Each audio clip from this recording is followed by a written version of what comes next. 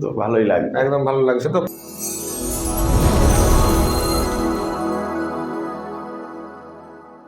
আমার কাছে বসিরহাট থেকে একজন পেশেন্ট এসেছেন। ওনার সমস্যা হচ্ছে ওনার একটা সায়াটিকা পেন হয় বাঁ দিকে।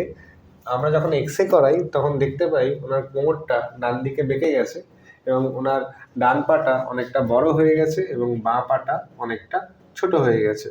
তো আপনার সমস্যাগুলো কত বছর ধরে হচ্ছিল? তাও 16 বছর হয়ে গেছে। 16 বছর ধরে সমস্যা? দু বছর ঠিক থাকে, আবার 15 দিনের জন্য খারাপ হয়ে যায়। আবার 2 বছর, এই লাস্ট লকডাউন থেকে 4 বছর ভালো ছিলাম ব্যায়াম করে।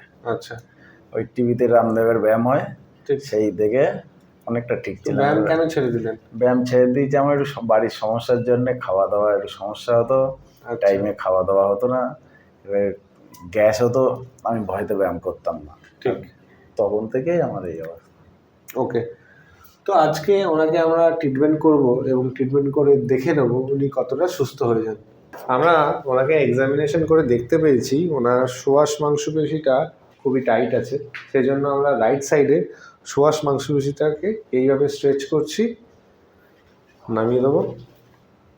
আবার 1 2 3 4 5 6 7 8 9 10 অ্যান্ড ফাইনালি একটা থ্রাস্ট দেবো।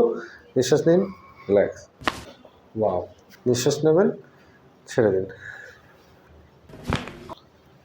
আবার নিঃশ্বাস নিন, ছেড়ে দিন। আবার রিল্যাক্স।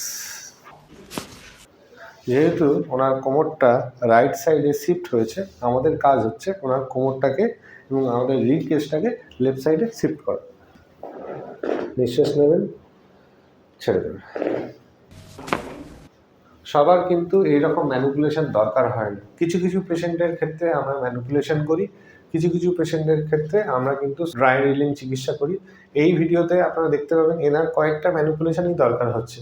তবে এটা আপনাকে মানতে হবে, সব পেশেন্টের কিন্তু এইভাবে ম্যানিপুলেশন করা যায় না এবং প্রত্যেকটা পেশেন্টের ম্যানিপুলেশন দরকারও হয় না। ওনার রাইট ইন্টারনাল অবলিক মাংসপেশিটাকে এইভাবে রিলিজ করছি, কিছুক্ষণ ধরে রাখবো। আপনি পাটা সোজা করবেন, ভাঁজ করবেন, গুড। আবার ছেড়ে দিন, আবার ভাঁজ করুন, রাইট।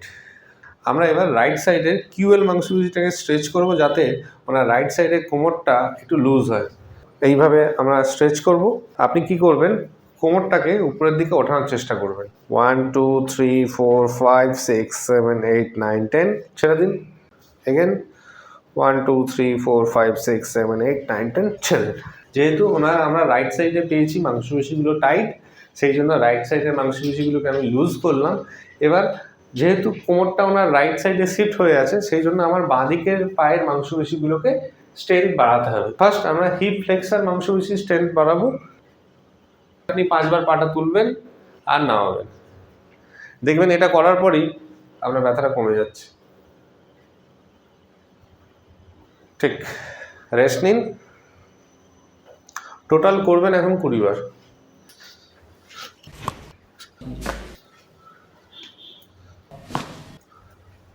সিম্পলি আমরা একটা থ্রাস্ট দেবো, নিঃশ্বাস নিন, ছেড়ে দিন। অলরেডি আপনার যে সমস্যাটা হতো চিত হয়ে থেকে উপর হতে সমস্যা, উপর হতে থেকে চিত হতে সমস্যা বিছানায়, সেটা এখন করে দেখুন।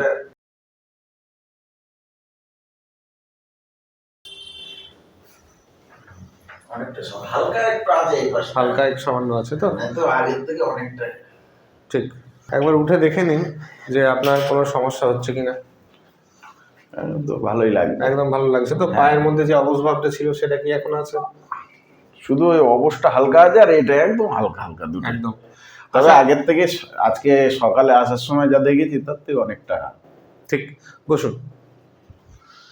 এই ভিডিওটা আমরা ইন্টারনেটে আপলোড করতে পারি তো? একদম, থ্যাংক ইউ। তো আপনি আমার ভিউয়ার্সদের কিছু বলবেন? একবার ওষুধ না খেয়ে আসা উচিত।